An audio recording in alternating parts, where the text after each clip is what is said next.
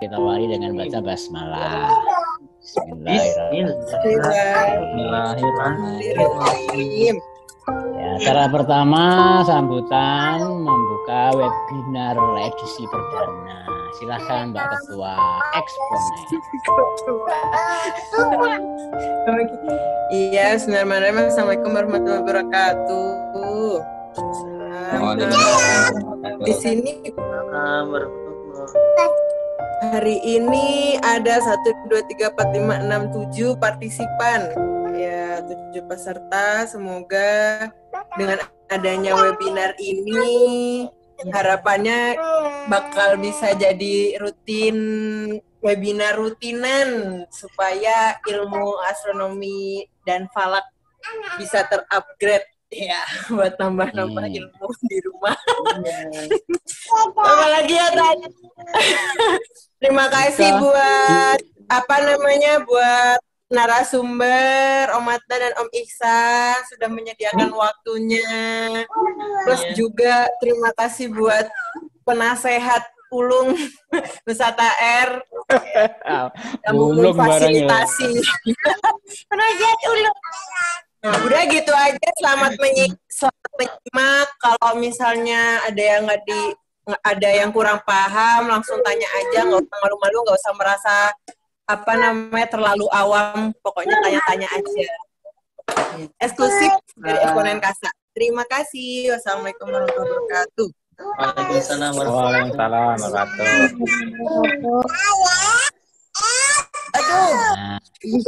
Selamat datang yang baru datang ya. Silahkan namanya dibuat nama masing-masing. Yang belum ada namanya dikasih nama.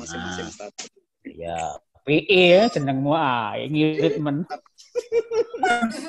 Ada Lisa, ada Ella.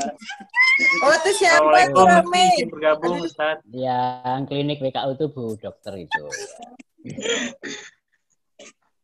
Baik ya. Udah siap mulai? Kalau udah mulai silahkan, yang lain nanti kita mute dulu kecuali silakan berbicara ya. Yang lain kita mute. Kemudian sesi pertama ini kita persilahkan ke Ustaz Adnan untuk menyampaikan namanya materi tentang fajar dan syafaq. Silahkan Mbak Faida. Mbak Faida ya, mulai ya. Ya, assalamualaikum warahmatullahi wabarakatuh. Waalaikumsalam warahmatullahi. Innal hamdalillah nahmaduhu wa nasta'inuhu ala umuri dunya waddin wassalatu wassalamu ala nabiyyina Muhammadin sallallahu alaihi wasallam wa ala alihi wa sahbihi ajmain. Amma ba'd.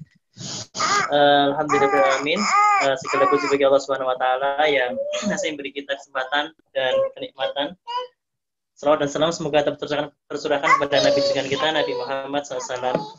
Sebelumnya yang terhormat Ustaz AR dan Mbak Azifah yang sudah memberikan waktu dan kesempatan bagi saya untuk sharing. Saya mengucapkan banyak terima kasih. Kemudian juga para partisipan dan peserta webinar ini, saya juga menyampaikan terima kasih atas waktunya. Pertama-tama sebelum saya menyampaikan topik inti tentang Fajar Shodiq, saya ingin menyampaikan kenapa sih Fajar Shodiq itu penting bagi kita. Kita sebagai seorang muslim memiliki kegiatan ibadah yang berkaitan dengan pergerakan matahari begitu.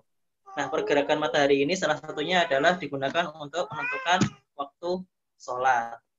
Dan waktu sholat kita memang acuannya adalah pergerakan matahari, yaitu posisi matahari.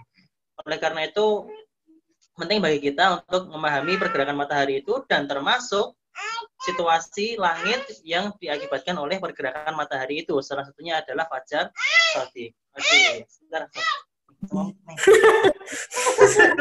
Tiffany, Rufaida anakmu itu loh. Mau main dulu. Kalau sore jam segini kayaknya jadwalnya main. Sorenya jam 8 malam. Ya, betul. Dadah. Oke, saya lanjutkan. Nah, ini berdasarkan dengan hadis Nabi Muhammad SAW yang terjemahannya. Jadi waktu zuhur itu dimulai sejak matahari sudah tergelincir sampai bayang-bayang seseorang sama dengan tingginya sebelum masuk waktu asar. Kemudian waktu asar adalah selama matahari cahayanya belum menguning. Jadi begitu waktu zuhur selesai, langsung masuk waktu asar. Dan waktu asar itu batasnya adalah ketika matahari belum menguning. Kemudian yang berikutnya adalah waktu maghrib adalah selama syafaq atau cahaya merah belum hilang. Nah, ini disebut cahaya senja.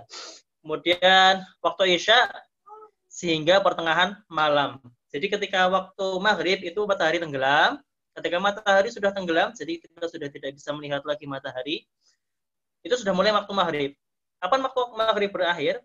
Waktu maghrib berakhir ketika cahaya matahari yang di langit itu sudah benar-benar hilang. Nah, ketika waktu maghrib berakhir, mulailah waktu isya. Waktu isya itu adalah ketika malam hari sampai dengan pertengahan malam, lalu waktu subuh dimulai ketika terbitnya fajar sampai terbitnya matahari. Jadi begini, ketika waktu maghrib, matahari kan tenggelam di sisi barat. Ketika matahari tenggelam, kita masih bisa melihat cahayanya. Selama masih ada cahaya matahari, atau selama masih ada cahaya senja, berarti matahari masih ada. Lalu semakin lama matahari semakin tenggelam ke bawah. Akibatnya apa? Cahaya matahari semakin lama juga semakin meredup. Dan akhirnya total, hilang semuanya. Gelap. Langit malam benar-benar hilang, gelap. Nah, itulah waktu isya. Nah, semakin lama matahari semakin tenggelam, akhirnya masuklah pertengahan malam. Nah, itulah waktu akhir sholat isya. Lalu setelah dia puncaknya tenggelam, jadi dia kedalaman maksimum, dia makin lama matahari itu akan semakin naik lagi. Nah, sebelum dia muncul di horizon, otomatis cahayanya dulu yang muncul. Nah, itulah yang kita sebut dengan waktu fajar sodik. Ketika pertama kali cahaya itu muncul, berarti itu waktu sholat subuh sudah masuk. Kapan waktu sholat subuh? Waktu sholat subuh itu sampai matahari terbit. Nah, kemudian untuk waktu sholat asar, ada dua pendapat. Nah, ini kita tidak perlu singgung karena kita pada hari ini hanya menyinggung tentang waktu fajar dan waktu sholat isya sebenarnya, senja gitu. Nah, dari hadis di atas tadi yang saya simpulkan, yang saya sampaikan, itu ada dua kesimpulan yang bisa kita tangkap. Yaitu fajar sodik ini sangat penting karena ini adalah penentuan kapan waktu subuh itu masuk gitu. Jadi sebagaimana yang kita ketahui bahwa yang namanya malam itu kan gelap total nih. Ketika matahari sebelum terbit, ketika matahari belum ke horizon, kita sudah melihat cahaya dulu. Nah, itulah awal waktu subuh. Jadi di sini ada hadis waktu sholat subuh dimulai ketika terbitnya fajar. Ingat ya, terbitnya fajar berarti adalah penampakan cahaya matahari yang pertama kali, bukan terbitnya matahari. Sampai terbitnya matahari. Malah ketika matahari sudah terbit berarti waktu subuh sudah hilang. Nah, kemudian yang kedua adalah berakhirnya waktu maghrib dan secara bersamaan masuknya waktu sholat isya. Ini artinya waktu senja. Jadi fajar sodik dan cahaya senja itu 11-12. Mereka mirip. Karena memang yang kita lihat hanya cahaya mataharinya, bukan mataharinya. Kalau penentuan waktu sholat zuhur katakanlah, itu kan yang kita amati adalah mataharinya itu sendiri, zatnya sendiri. Sedangkan waktu fajar sodik dan senja ini adalah cahayanya. Kita tidak bisa melihat mataharinya, tapi kita hanya bisa melihat cahayanya. Karena itu fajar sodik dan senja ini adalah hal yang sama begitu, kurang lebih. Nah, oleh karena itu penting bagi kita untuk senantiasa memahami tentang makna fajar sodik dan cahaya senja. Kurang lebih seperti itu. Nah, kemudian selain dua hal penting di atas, karena sholat subuh dan sholat isya maghrib itu adalah kewajiban, jadi itu fardu bagi kita. Jadi mau nggak mau kita memang sudah harus memahami itu begitu, karena ada kaitannya dengan kewajiban sholat kita. Selain kewajiban sholat, kita juga bisa mendapatkan fadilah-fadilah dengan mengetahui waktu-waktu itu. Contohnya adalah dengan mengetahui sepertiga malam. Bagaimana yang kita sudah pahami bersama bahwa waktu sepertiga malam itu adalah waktu di mana doa-doa akan dikabulkan. Nah, kapan itu waktu sepertiga malam mulai? Kita bisa menghitungnya dari kalau kita bisa mengetahui kapan awal malam itu dan kapan akhir malam itu. Berdasarkan literatur yang saya baca, salah satu buku falak, saya lupa judulnya, ya definisi malam itu adalah ketika waktu maghrib sudah berakhir, dan definisi akhir malam itu adalah ketika fajar sudah muncul. Jadi di sini kita harus tahu kapan fajar shadiq pertama kali muncul dan kapan cahaya senja terakhir kali muncul. Nah, kalau kita tahu waktu-waktu itu, kita tinggal hitung saja berapa total durasinya, lalu kita bagi 3. Nah, sepertiga yang terakhir itu adalah waktu di mana doa-doa kita mustajab. Jadi kita beribadahnya itu lebih titis begitu dalam menentukan waktunya. Nah, kemudian selain itu juga ada keutamaan yang lain. Di antaranya adalah orang yang bertakwa itu adalah orang yang senantiasa beristighfar di waktu sahur. Jadi di waktu sahur itu adalah waktu-waktu sebelum subuh. Jadi detik-detik atau menit-menit sebelum menjelang subuh itu adalah waktu sahur. Oleh karena itu kalau kita tahu kapan waktu sahur berakhir ketika waktu subuh mulai. Artinya apa? Ketika fajar shadiq mulai. Oleh karena itu ketika waktu-waktu itu selama belum ada fajar shadiq, maka kita senantiasa memperbanyak istighfar. Kurang lebih seperti itu. Itu adalah motivasi, di antara motivasi mengapa penting bagi kita untuk memahami fajar shadiq dan cahaya senja. Banyak sekali keutamaan-keutamaan yang lainnya, tapi insya Allah yang saya cuplikan ini mudah-mudahan cukup memotivasi kita untuk mempelajari fajar shadiq tersebut. Nah, sekarang kita masuk ke topik inti, yaitu fajar shadiq itu sendiri. Fajar shadiq itu ada definisinya ya, ada definisi dari yang saya dapatkan ya. Itu fajar itu ada 2. Yang pertama adalah fajar shadiq dan fajar kadzib. Fajar shadiq adalah waktu di mana haram makan, yaitu bagi yang puasa kan ketika fajar shadiq muncul berarti sudah tidak boleh lagi makan gitu. Dan halal sholat subuh. Jadi ketika fajar shadiq muncul, ya karena waktu sholat subuh sudah masuk begitu. Jadi mulai puasa artinya tidak bisa makan lagi dan sudah boleh sholat subuh.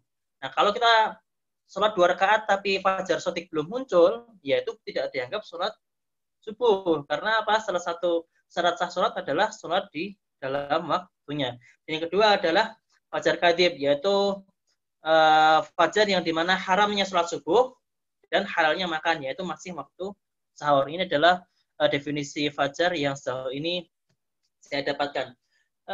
Bedanya waktu fajar shadiq dan fajar kadzib itu sangat jelas. Di literatur lain disebutkan bahwa yang namanya fajar shadiq itu memenuhi semua horizon, sedangkan fajar kadzib dia membujur ke atas.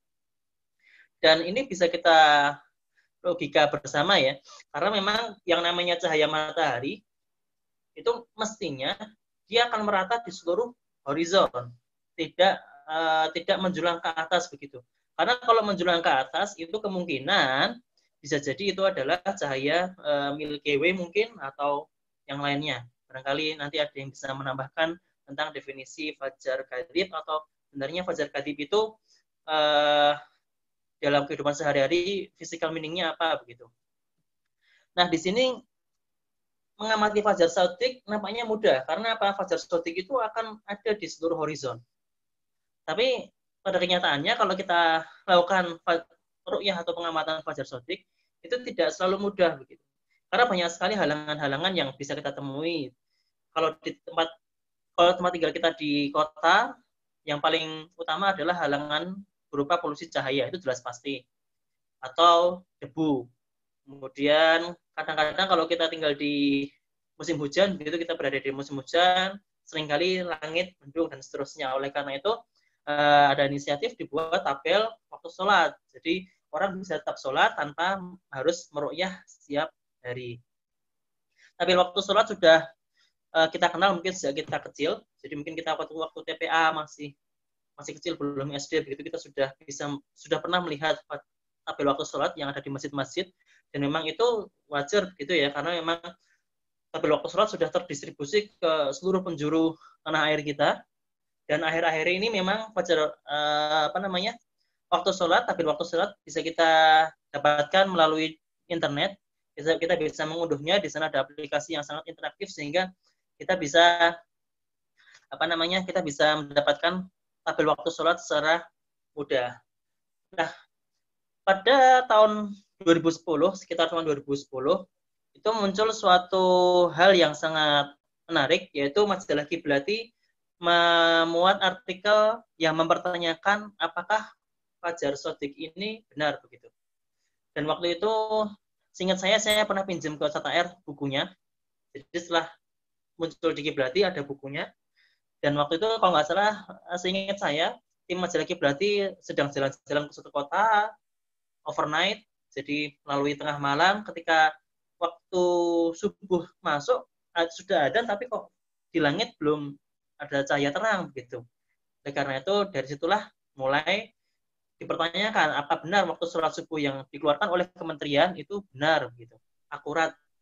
Nah, semenjak tahun 2010, semakin banyak orang-orang yang melakukan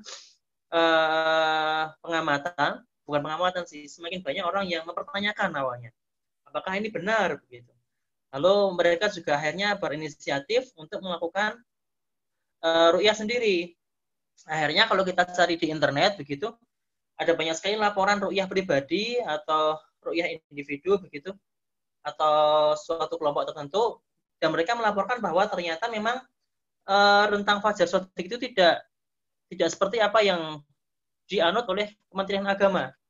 Kementerian Agama kita itu setahu saya menganut angka minus 20 derajat. Artinya apa? Artinya posisi matahari itu adalah 20 derajat di bawah horizon. Jadi kalau kita berdiri di bumi, tepat di atas kepala kita itu adalah 90 derajat. Lalu tepat di horizon itu adalah 0 derajat. Nah, kalau tepat di bawah kaki kita, artinya benda langit itu tenggelam, itu minus 90 derajat. Jadi kurang lebih begitu. Jadi minus 20 derajat itu adalah 20 derajat di bawah horizon. Nah, semakin kecil angkanya misalkan minus 20, minus 18, minus 17, minus 14, dan seterusnya, itu artinya matahari semakin dekat dengan horizon. Logikanya, cahaya matahari yang tampak oleh kita, nampak di langit, itu semakin kuat. Gitu. Nah, pemerintah Kementerian Agama menggunakan angka minus 20, sedangkan laporan di masyarakat itu yang beredar itu antara minus 18, dan yang paling ekstrim itu ada yang minus 15, dan mungkin ada yang minus 14. Nah, dalam hal ini mungkin ada yang bisa memberikan informasi yang lain, begitu. Nah, kemudian alhamdulillah kami sendiri pun juga sudah melakukan Fajar Shodiq. Jadi waktu itu kami ingin melakukan pendakian, dan waktu itu saya cerita ke Satair ya. Lalu Satair mengasih modal, udah nih ada kamera DSLR, silakan dipakai, mungkin barangkali bisa ru'yah fajar gitu. Ya, akhirnya saya dan teman-teman mendaki Gunung Merbabu waktu itu. Dan alhamdulillah waktu itu cuaca sangat cerah. Jadi sampai ketika kami naik gunung start sore, kemudian di puncak menara itu tengah malam, akhirnya kami nginap di puncak menara. Sebelum subuh, sekitar jam 3, jam 2 itu kami bangun lalu naik lagi, dan sampai puncak itu benar-benar sebelum subuh memang. Dan ternyata kalau yang namanya gunung itu ramai zaman dulu. Jadi dini hari pun udah banyak yang sudah banyak yang berada di puncak Syarif waktu itu. Nah, setelah itu karena kami tahu bahwa matahari itu masih jauh, jadi itu masih dini hari, sekitar pukul 3 kalau tidak salah. Terus saya sempat motret dulu sekeliling, dan memang waktu itu masih sangat gelap. Lalu kami pasang kamera mengarah ke arah terbitnya matahari, dan kami potret dengan interval tertentu. Saya lupa intervalnya berapa. Kami potret terus, dan ternyata Fajar Shodiq itu baru kelihatan ketika pukul 4:40. Jadi sebelumnya Fajar Shodiq tidak bisa diamati dengan kamera DSLR. Jadi Fajar Shodiq itu baru teramati ketika pukul 4:40. Dan itu pun sebenarnya setelah melalui berbagai macam pengolahan citra, karena memang kamera itu lebih istilahnya sorry. Jadi mata kita itu sebenarnya lebih sensitif dibanding kamera. Jadi kita bisa lihat, tapi kadang mata kita bisa lihat, tapi kamera belum melihat. Karena waktu pengamatan fajar sodik, kita harus mengeset semuanya konstan. Jadi shutter speed konstan, ISO konstan, gitu ya. Jadi biar kita bisa melihat perbedaannya. Nah, pada sekitar 440 itu memang nampaknya sudah terlihat. Dan ketika diolah benar, fajar sodik sudah mulai terlihat di 440. Di sebelumnya itu tidak bisa terlihat, bahkan ketika image yang diambil itu diolah begitu. Jadi memang fajar pertama kali terlihat menurut kami itu pukul 4.40. Nah, setelah kami compare dengan software Starrynet, terima kasih SATA Air yang sudah memberikan lisensi atau meminjamkan lisensi kepada kami, sehingga kita bisa mengkonversinya. Jadi 440 itu posisi matahari ternyata minus 18 derajat alias 18 derajat di bawah horizon. Nah, ini lebih posisinya selisih 2 derajat dibanding yang dilaporkan oleh Kementerian Agama. Dan memang setelah kami confirm, kami lihat jadwal Kementerian Agama pada 6 Juni adalah waktu di mana kami melakukan ru'yah. Itu Kementerian Agama kita melaporkan bahwa waktu subuh itu di Boyolali itu dimulai pada waktu 04.22 AM. Jadi selisihnya berapa itu? Saya kurang tahu. Selisihnya berapa menit itu? 18 menit ya? 18 menit. Jadi, nah dari sini kita lihat bahwa memang terjadi perbedaan antara laporan Kementerian Agama dan fajar sodik yang kita amati. Nah, karena saya sendiri sudah pernah melakukan kegiatan ru'yah, oleh karena itu ya sudah kami pribadi mengambil 18 derajat ini sebagai acuan waktu sholat subuh. Kami mantap menggunakan itu karena memang kami sudah pernah melihatnya langsung. Jadi meskipun ada orang-orang yang melaporkan minus 15, minus 16, minus 14, ya itu monggo silakan. Karena memang mungkin perbedaan itu bisa disebabkan karena situasi langit yang berubah-ubah. Jadi kan seperti yang tadi saya bilang, ada faktor polusi cahaya, ada faktor awan, kemudian kelembapan mungkin, dan kabut dan segala macam. Itu banyak faktor yang mungkin membuat akhirnya hasil pengamatan itu berubah-ubah begitu kurang lebih. Nah, mengenai waktu sholat subuh sendiri, ini ada hal yang menarik. Ternyata, saya juga baru menyadarinya akhir-akhir ini ya, ketentuan waktu sholat subuh itu bervariasi setiap negara. Jadi setiap negara itu punya kebijakan sendiri tentang kapan sih waktu sholat subuh. Kalau ini bisa kita lihat kalau kita punya Muslim Pro, kita bisa mengunduh Muslim Pro, lalu kita bisa lihat di sana ada menu prior time conventions, jadi kesepakatan waktu sholat. Dan menariknya, kesepakatan waktu sholat itu hanya untuk waktu sholat Isya dan sholat subuh. Karena memang sholat Isya dan sholat subuh itu adalah dua hal yang mirip gitu. Sedangkan waktu sholat duhur nggak ada convention, karena semua orang pasti akan sepakat bahwa sholat duhur itu pasti waktunya masuk ketika matahari mulai tergelincir. Nah, sedangkan waktu sholat subuh dan waktu sholat Isya itu variasinya menarik sekali, banyak sekali. Di sini saya ambil contoh ISNA. ISNA mengambil angka minus 15 derajat. Nah, waktu itu saya juga belum tahu kenapa kok ISNA mengambil angka minus 15 derajat. Tapi ternyata setelah kami tinggal di sini, kami baru menyadari bahwa ternyata memang ketika summer seperti ini, kita tidak pernah mengalami yang namanya malam. Kalau kita di Indonesia kan pasti setiap hari mengalami malam ya. Langit benar-benar gelap, kemudian bintang-bintang juga kelihatan jelas, begitu. Nah, sedangkan kami di sini ketika musim panas, itu ternyata langitnya tidak benar-benar gelap, jadi masih agak-agak biru begitu. Terutama di sisi sebelah utara ya. Ya, sebelah utara. Jadi di sini seakan-akan matahari terbit di utara, lalu tenggelam di utara lagi begitu. Jadi dia tidak ke atas ke horizon, tapi dia matahari itu di sekeliling kita saja gitu, muternya sekeliling kita. Dan ternyata memang ketika kami cek di Starry Night, memang matahari itu tidak tenggelam sempurna begitu. Artinya tenggelam sempurna itu tenggelam yang mengakibatkan langit benar-benar gelap. Jadi maksimal minus 16 derajat. Mungkin ketika puncak summer, mungkin pas summer solstice bisa lebih rendah lagi.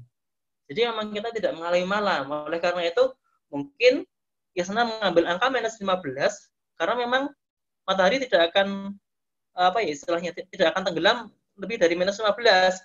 Katakanlah kalau kita mengambil acuan minus 18 seperti yang saya amati begitu. Kalau kita nunggu minus 18 nggak akan mungkin terjadi karena matahari tenggelam maksimal hanya sampai minus 16. Kalau begitu caranya ya nanti saya tidak sholat isya begitu. Karena waktu isya itu tidak benar-benar ada begitu. Waktu isya sesuai dengan hadis bahwasanya cahaya itu benar-benar hilang tuh tidak terjadi di sini begitu. Ya mungkin karena itu mungkin ISNA membuat jadwal seperti itu, jadi minus 15.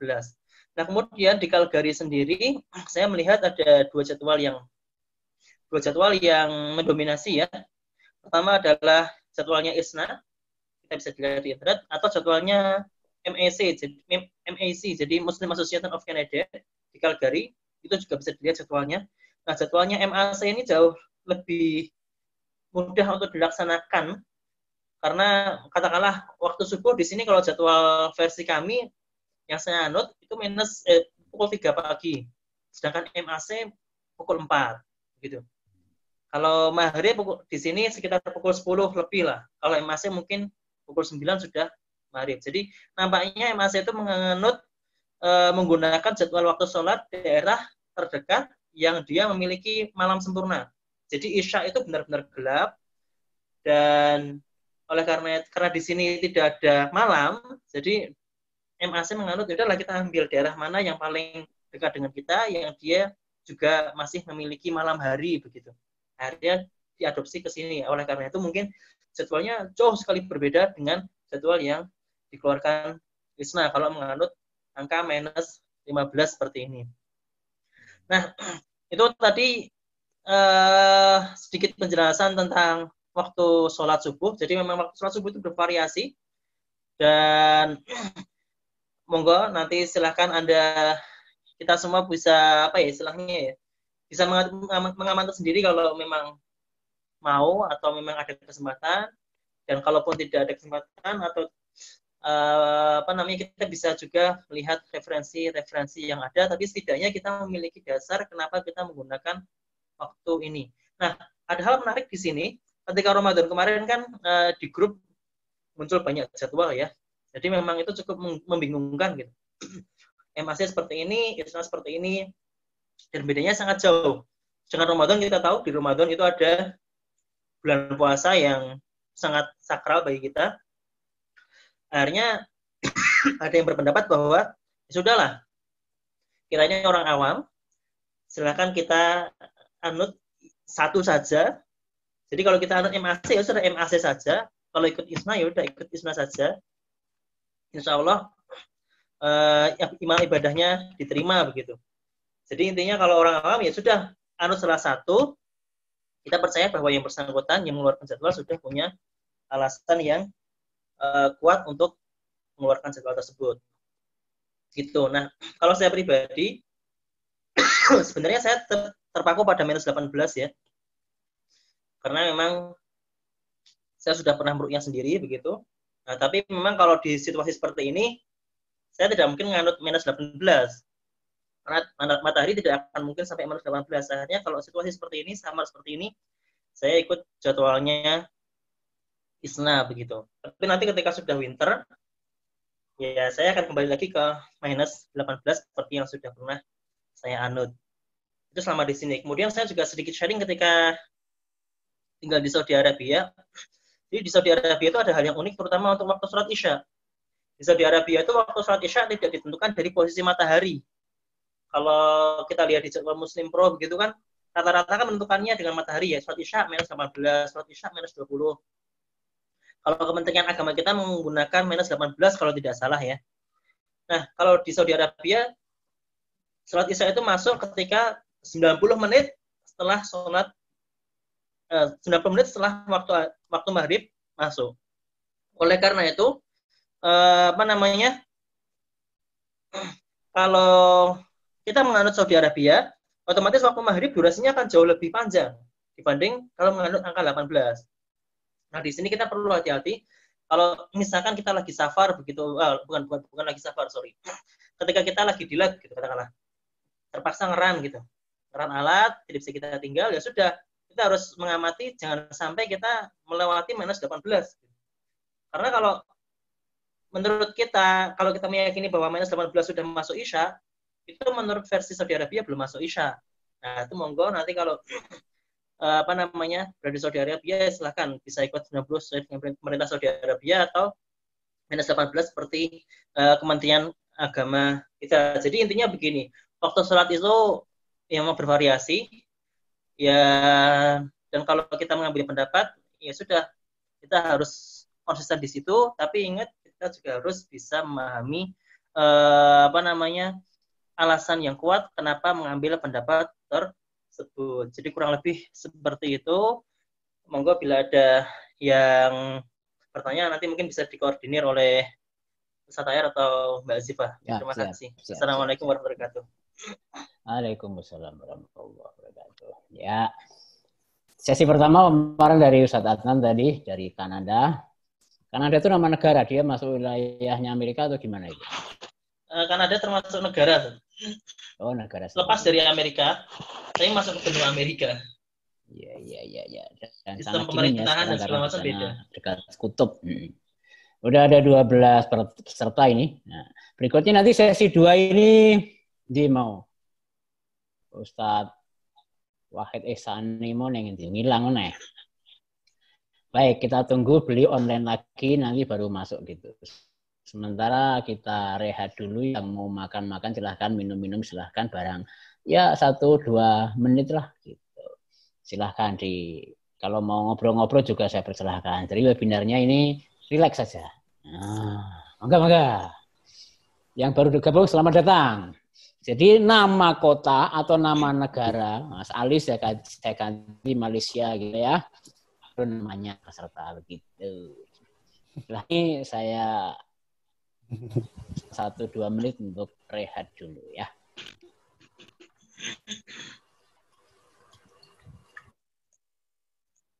Baik, sambil menunggu Om Sani masuk karena koneksi internet di Manang kayaknya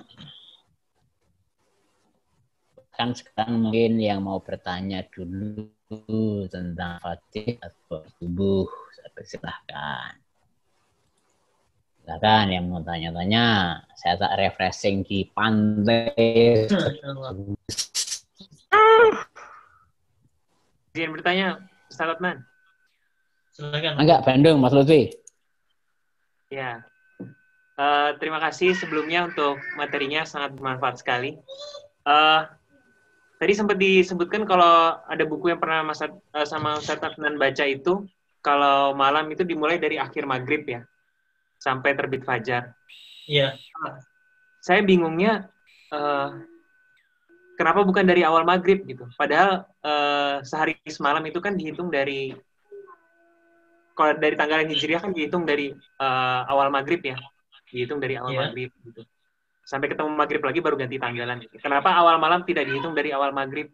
Kenapa dihitungnya dari akhir maghrib? Oke, terima kasih pertanyaannya. Jadi tentang definisi waktu malam ya.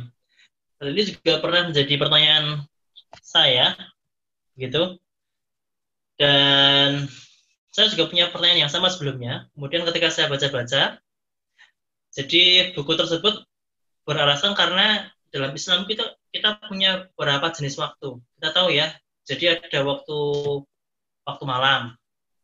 Kemudian ada waktu siang juga. Kita juga punya mengenal waktu maghrib. Di hadis tadi juga disebutkan waktu maghrib kan. Kemudian kita juga pernah mengenal waktu duha. Jadi memang tidak seperti kita yang mengenal siang dan malam, hanya 2 jenis waktu.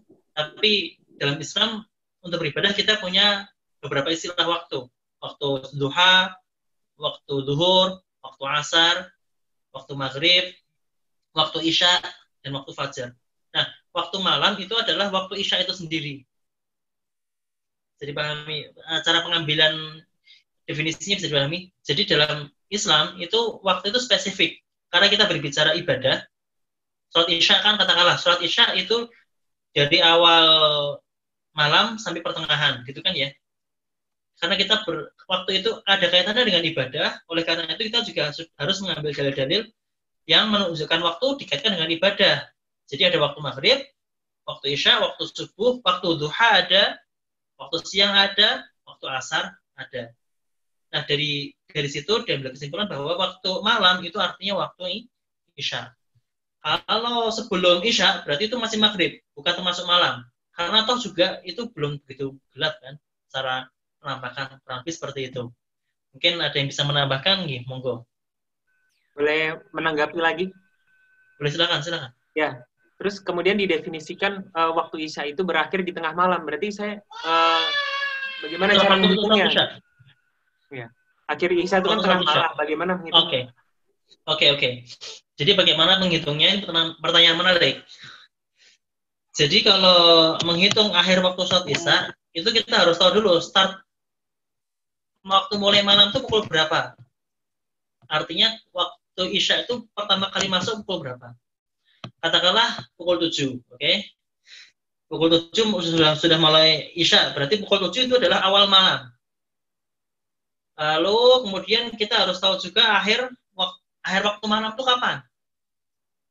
Akhir waktu malam itu adalah ketika tepat sebelum masuk sholat subuh. Jadi begitu sudah sholat subuh, itu sudah bukan lagi waktu malam, tapi sudah masuk waktu subuh. Begitu kan ya? Nah, kita ambil waktu. Jadi subuh kapan? Katakanlah subuh pukul 4. Ya sudah, kita tinggal hitung. Dari pukul 7 malam sampai 4 pagi itu berapa jam? Jadi 7, 8, 9, 10, 11, 12, 1, 2, 3, 4. Ada 9 jam. Karena kita punya 9 jam, berarti pertengahan malam itu separuhnya. Berarti berapa? 4,5 jam. Oleh karena itu, waktu isya itu adalah 4,5 jam dari awal waktu isya masuk. Kalau isya itu masuk pukul 7, berarti isya akan berakhir pada, waktu sholat isya akan berakhir pada pukul 7, 8, 9, 10, 11. 11.30, setengah 12. Gitu kurang lebih.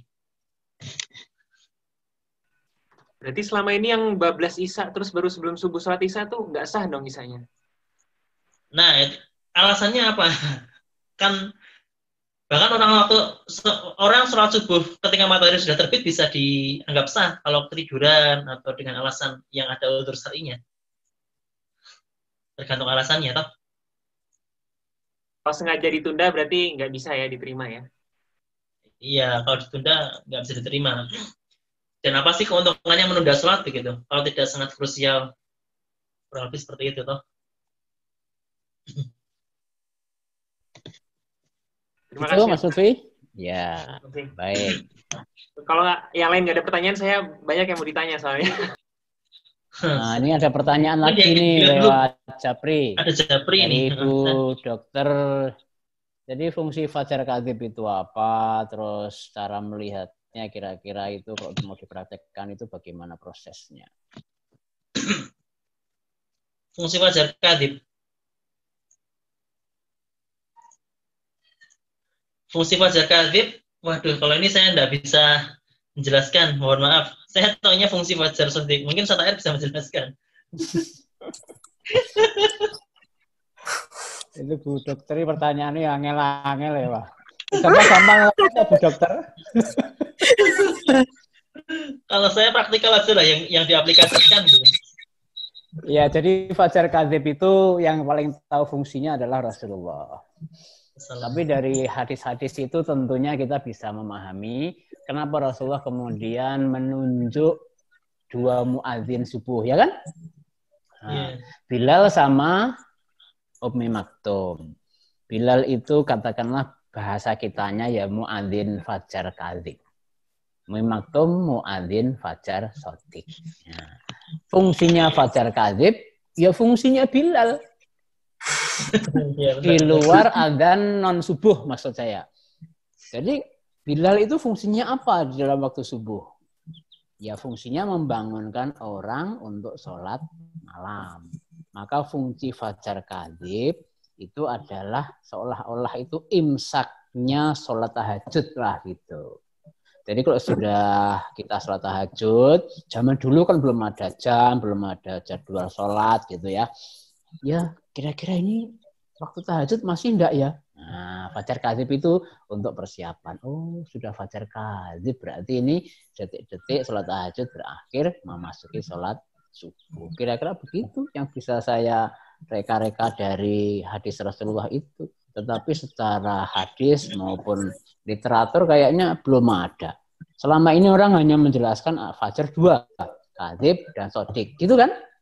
Belum pernah ada yang menjelaskan fungsinya itu apa, begitu. Nah, pertanyaannya Bu Dokter ini bisa jadi buku ini, fungsi fajar kadzib, judul aja fungsi fajar kadzib. Mantap Bu Dokter ya, biar ditulis sama Mas Faris nanti. Terima kasih, saya heran. Ya, ini Mas Sani kayaknya memang sedang trouble. Suara yang masuk ke HP-nya suara robot katanya, itu bisa kita maklumi gitu ya. Nah, berarti narasumber yang kedua ya sudah kita bersama-sama saja gitu. Monggo yang mau bertanya lagi saya persilahkan. Ini bisa di-mute sendiri, bisa di-unmute sendiri ya. Oke. Watuk barangnya ya tinggu piye Bu Azifah ini. Ustaz lanjutin yang fajar kadzib. Oh, selesai kok. Salahmu mau turun. Tanya lagi. Itu biasanya apa namanya? Ada nggak sih research-nya biasanya jarak antar fajar kadzib ke yang sodik? Oke, jadi sekalian menjawab pertanyaannya Bu Dokter tadi itu bagaimana dan dari mana kita bisa melihat fajar sodik, cahaya senja. Apa harus menggunakan alat tertentu atau bisa dengan mata telanjang? Apa bisa dari mana saja, tidak dari rumah atau harus tempat yang tinggalnya di gunung atau bagaimana? Terus ufuknya itu sebelah mana? Tadi kayaknya kan sudah dijelaskan ya beberapa catatan. Jadi pertanyaannya teknis saja cara melihat fajar sodik. Monggo ini Mas Adnan bisa nih. Kalau oke. Untuk fajar sodik ya. Teknis mengamatinya mudah sebenarnya kalau secara teori. Ini prakteknya butuh kekonsistenan karena pertama fajar sodik kalau mau mengamati fajar sodik berarti kita sudah harus standby sebelum fajar sodik itu muncul. Jadi kita harus bangun pagi-pagi gitu. Setelah itu kita melihat ke ufuk barat ya, karena matahari terbit dari barat ya. Jadi melihat ke arah di mana matahari terbit, ya sudah, kemudian kita pantengin terus arah situ. Selama gelap berarti itu belum fajar, tapi begitu ada cahaya yang merata di horizon, jadi horizon tanpa tanpa terang sedikit, nah itulah sudah mulai masuk fajar sodik. Jadi horizonnya sudah mulai terang tapi harus merata ya. Yang merata itu termasuk itu sudah mulai masuk fajar sodik. Mungkin kalau mengamati langsung kadang kita bosan, capek begitu. Oleh karena itu memang sebaiknya menggunakan alat, mungkin bisa DSLR atau SQM mungkin juga bisa, sehingga pengamatannya bisa dilakukan secara konsisten dengan interval tertentu. Kurang lebih seperti itu. Ini ke paus. Halo, ini ke paus kan? Mbak Ulfariani itu dari mana itu? Mas Iqbal Masruri Semarang ya, Pak Iqbal. Ini silahkan. Itu ada usulan diganti namanya itu nama negara atau nama kota. Kalau di Indonesia nama kota baru namanya gitu. Silahkan Mbak Ulfariani. Sebentar kan, jadinya kalau misalnya lihat dari bawah gitu aja bisa ya langsung lihat ke daerah langit sebelah barat gitu ya, nggak harus di tempat yang tinggi. Tidak harus tempat yang tinggi, cuman harus bisa melihat horizon. Horizon kayak apa? Ufuk. Horizon itu kaki langit. Ufuk. Kaki langit. Ufuk. Ya, ufuk. Betul, ufuk. Ya, jadi kalau di asram itu jangan dari rayon ketutupan kelas, Iya, naik ke obser. Kira-kira seperti itu. Ya, benar sekali. Oh, dari Bantul itu mudah Bu Dokter, banyak sawah di sana. Yang penting sawah itu los. Oh iya, berarti di sawah bisa ya Tete? Bisa, okay. Betul. Yang penting nggak ketutupan ya. Ya, oke. Oh iya. Nah, Lutfi itu, jadi 50 ayat itu kan lama ya. Yang baca anak TK ya lama, baca kira-kira sudah itu 50 ayat itu cepet loh Mas Lutfi. Iya. 50 ayat. Apalagi imam tarawih Jawa Timur yang 20 rakaat hanya 7 menit itu alhamdulillah amin wah bar kami Allah itu lebih cepat lagi gitu. Maka relatif Mas Lutfi ya. Subjektif. Ya ini sudah jam 10 kurang 1 menit paling kita 10 atau 15 menit lagi. Nggak usah lama-lama lah, webinar itu cepet, singkat, padat. Nah, nanti webinar lagi gitu aja. Bahkan masih ada 1-2 pertanyaan nih yang baru bergabung. Pekalongan nih, Pak Iqbal di Pekalongan ya sekarang. Mbak Ulfariani belum dikasih nama kota itu, silahkan. Saya nggak tahu kotanya di mana itu. Ada 14 peserta. Pertanyaan lagi ada nggak nih? Udah? Ada. Apa, Bu? Bu Ketua. Itu yang di materi kan yang syuruk itu di bawah gambarnya kok di bawah daratan, di bawah horizon ya? Yang mana? Emang syuruk itu di bawah ya? Perasaan yang sebelum duha itu tulisannya aja, tulisannya di atasnya boleh, tulisannya di pas horizon juga boleh. Yang ada ditulis di luar gambar. Di situ atau? Ngejelasin, nggak paham itu yang syuruknya. Syuruk kan berarti kita nggak boleh laksanain waktu sholat di syuruk gitu, bukan sih? Waktu terbitnya matahari toh? Yang setelah terbit terus ada waktu nggak boleh baru masuk duha itu namanya waktu apa ya? Waktu syuruk. Syuruk ya? Kan bener kan? Itu sampai jam berapa sih? Waduh. Pak, kalau itu 3 menit. Iya. 3 menit doang. Proses matahari itu berapa derajat coba? Setengah derajat toh. Diameter matahari setengah derajat. Artinya matahari itu 2 menit. Katakanlah ada laut. Matahari mau terbenam itu bibir bawahnya nempel di laut. Itu jam 6 sore pas. Maka jam 6 lebih 2 itu nanti seluruh matahari akan tertutup laut. 2 menit. Proses suruk, proses gurub itu 2 menit. Tapi perlu ihtiyat. 2 atau 3 menit sebelum suruk, 2 atau 3 menit setelah suruk, itulah waktu yang kita jangan sholat menurut hadis gitu. Kira-kira. Tanyaan kok udah ngel-ngel men. Bohong. Yang lain boleh tanya tuh, Ustadz Atmo, Ustadz Telkom, Ustadz Iyum, Islamic University of Malaysia. Calon dokter kita ini, Pak Mas Alis. Oh, dokter tuh. Dokter. Assalamualaikum Ustaz. Mau tanya. Assalamualaikum. Sehat ya Mas Alis? Waalaikumsalam. Ustaz. Waalaikumsalam. Mau tanya, ini misalnya Malaysia itu kan, Ustaz, ini kan kalau misalnya sekarang ini kan di Malaysia kan untuk posisi melihat ufuk barat secara langsung itu kan susah ya, Tat, karena kan gedung-gedung juga tinggi, terus juga bangunan-bangunan juga ya kebanyakan pencakar langit lah gitu. Apakah ada cara ini kan termasuk tantangan. Jadi apakah ada cara yang mungkin lebih mudah untuk mencari tahu Fajar Shodiq ini, Ustaz, karena kan ya kondisi kalau memang melihat secara langsung atau dengan cara ru'yah itu kan sangat menyulitkan ya, Ustaz, karena tertutup dengan gedung-gedung.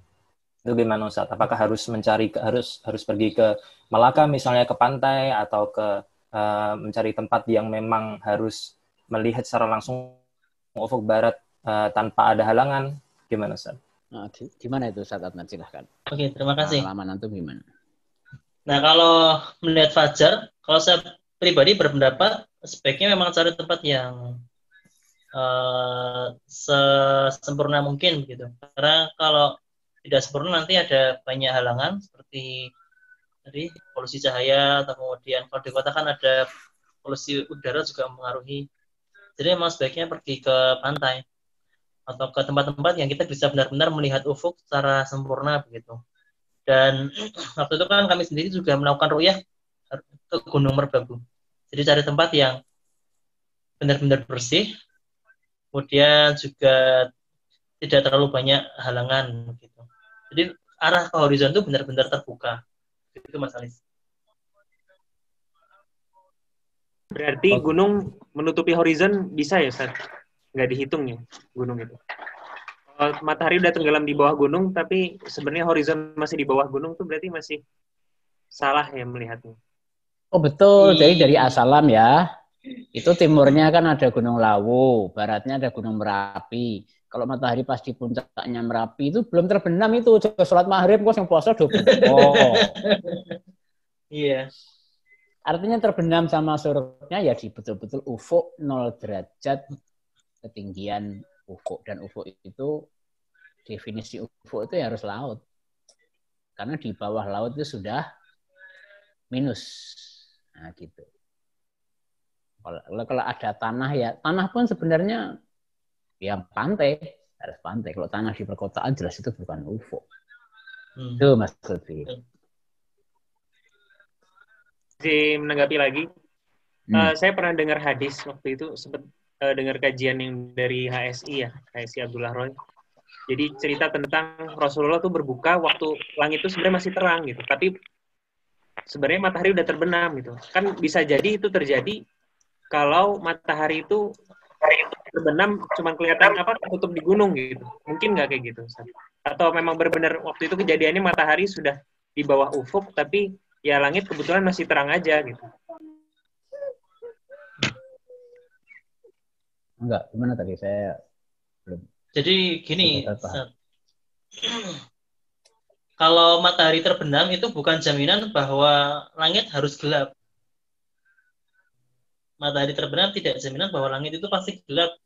Kalau matahari baru terbenam sekitar misalkan baru terbenam -2 derajat begitu, pasti langitnya masih terang kalau langitnya cerah ya. Gitu. Jadi itu memang normal. Karena cahaya matahari kan sangat kuat dan cahayanya sangat kuat sehingga memang kalau hanya tenggelam kalau waktu maghrib kan matahari tepat tenggelam ya, jadi kan belum begitu jauh dari horizon. Ya memang pasti masih terang. Gitu. Iya. Ya, ini Pak Amin Surabaya ingin tambah komplit jeneng pesertanya tak ganti. Emang Bapak Amin bisa mengganti enggak tak gantiin ya. Surabaya. Sebelum nanti kan di screenshot tuh kayaknya Sumayah repot sekali nggak bisa ikut nanti di Zoom di YouTube. Enggak, ini sedang saya record di cloud, semoga nanti bisa diselamatkan. Tapi maksimal 1 jam. Ya paling 5, 10 atau 15 menit lagi nanti kita akhiri aja. Ya saya nambahkan tadi, jadi kenapa matahari terbenam langit masih cerah dan ada yang ya secara natural kan memang nggak bisa tiba-tiba gelap. Yang namanya tulijul laila fin nahar wa tulijun nahara fil lail. Jadi seolah-olah waktu saling memakan, di situ kan proses. Yang namanya makan itu ada proses mengunyah, ngemplok sih, ngunyah, setelah sekian menit baru ditelan, nggak langsung diuntal gitu kan enggak ya. Nah, itulah jawabannya di waktu sholat. Jadi waktu sholat itu ilmu untuk mengintip gerbang semesta. Tuh. Jadi begitu matahari terbenam, nggak langsung malam. Proses malam itu pelan-pelan. Maka malam dalam Islam itu setelah Isya. Yang oleh ilmu pengetahuan disebut astronomical twilight itu. Nanti setelah malam selesai, sebelum siang itu ada prosesnya juga. Prosesnya malam menuju siang itu enggak langsung biak, itu enggak. Step by step yang disebut fajar. Muncullah waktu subuh. Jadi maghrib dan subuh itu sholat pintu dari malam ke siang, siang ke malam. Dan waktunya sama persis.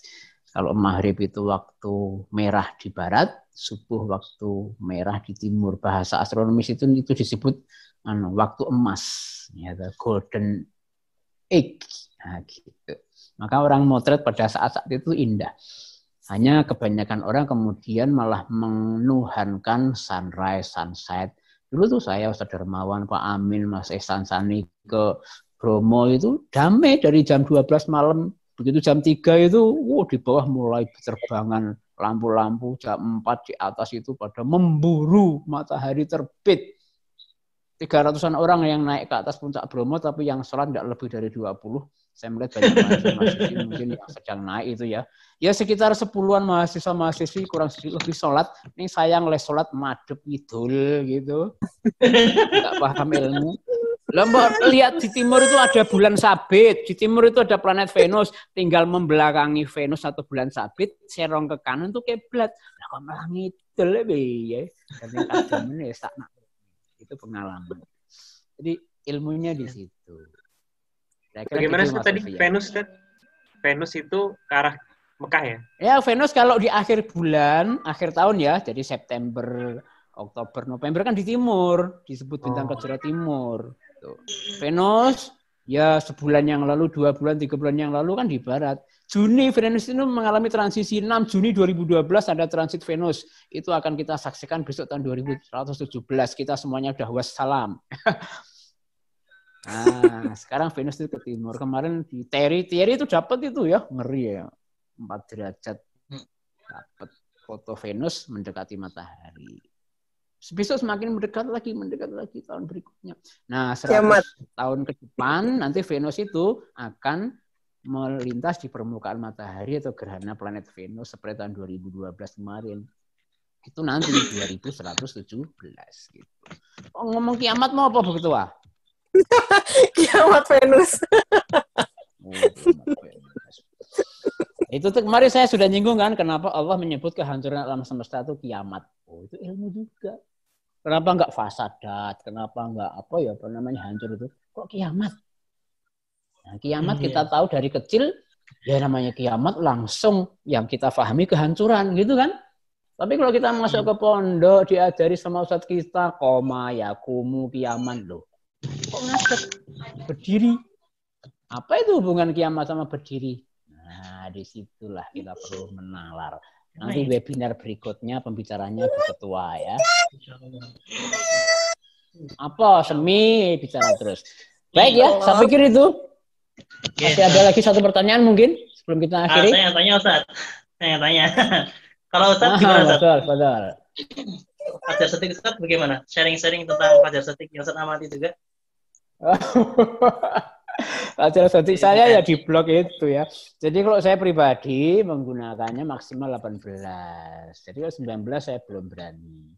Tapi kalau 18 itu saya sudah berani. Terus di kampung itu saya terapkan 17. Artinya yakin. Karena 18 itu sekarang SGM ini hampir semua para periset itu data-datanya ya hampir cenderung ke 18. Iya. Memang akan berbeda kalau kita sholat melihat jadwal saja, melihat Muslim Pro saja, dengan kita sholat subuh loh, khusus subuh yang lain enggak. Dengan kita pernah merasakan melihat fajar itu berbeda sekali. Makanya disitulah istimewanya sholat subuh. Inna Qur'anal fajri kana masyhuda. Sholat subuh itu disaksikan para peserta webinarnya itu jutaan malaikat. Gitu. Nah, bagaimana biar bisa disaksikan malaikat? Ya kita menyaksikan ayat Allah yang namanya Fajar Sotik. Ini ada berapa peserta? 15 peserta webinar pagi ini kalau bisa ya minimal pernah melihat Fajar Sotik sebelum kita kembali kepada Sang Pencipta Fajar Sotik. Bisa memotret alhamdulillah, tidak bisa ya minimal untuk kita sendiri. Kalau kita praktek itu nanti generasi berikutnya juga akan praktek. Ini dari 15 orang ini yang belum pernah melihat Fajar Sotik ada? Ada lah. Ngapain juga capek-capek Fajar Sotik. Ustaz itu ada. Ngapain juga capek-capek ya? Ya, lah iya. Yang penting kan kalau kita punya aplikasi, berarti kitanya yang harus teliti ya. Maksudnya aplikasinya itu ngikutinnya acuannya apa gitu ya di pengaturannya. Iya. Dan ya memang capek. Sedikit menambahkan Mas Fahri saya yang capek aja awakmu. Enggak, saya tuh baru loh kalau punya aplikasi itu harus dilihat pengaturannya tuh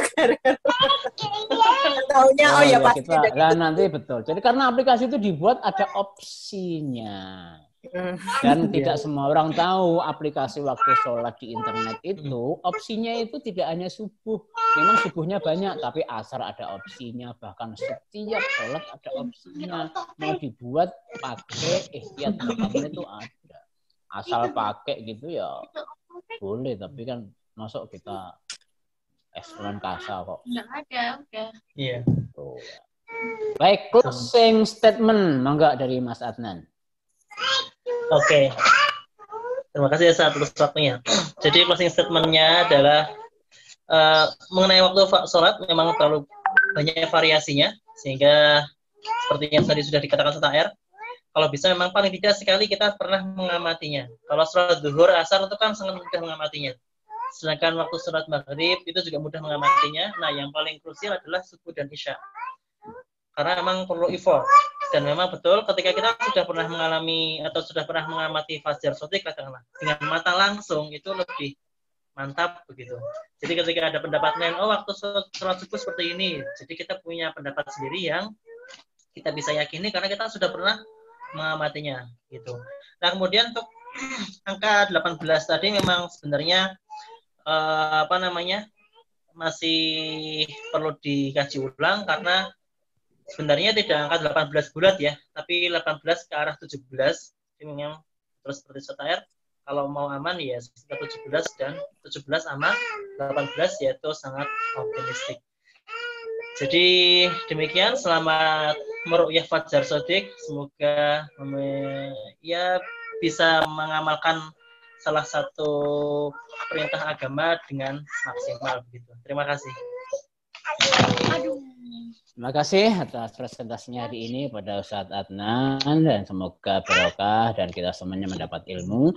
Sebagai closing penutup, jadi ini ilmu kita, tapi untuk di masyarakat kita sebaiknya tetap mengikuti keputusan pemerintah. Ketika kita ikut keputusan pemerintah pun yang 20, asal diterapkan normal, adanya 5 menit, sholat sunnahnya 5 menit, itu sudah masuk 18 derajat.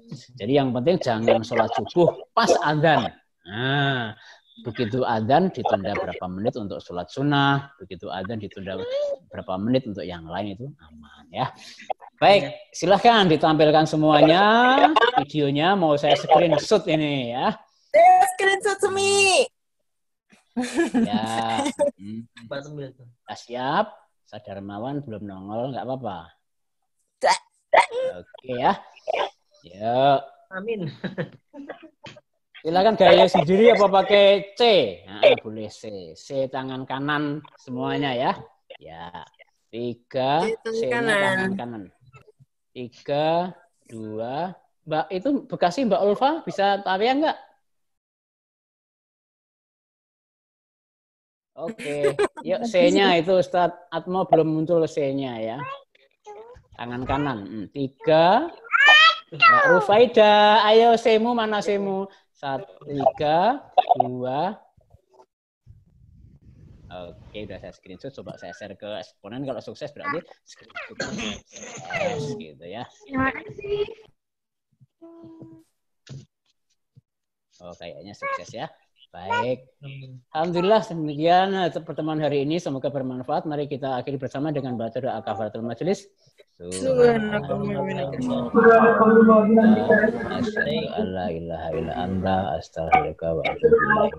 Demikian ya. Terima kasih semuanya. Selamat beraktivitas. Semoga barokah. Assalamualaikum warahmatullahi wabarakatuh. Waalaikumsalam. Terima kasih. Sama-sama. Terima kasih Ustaz.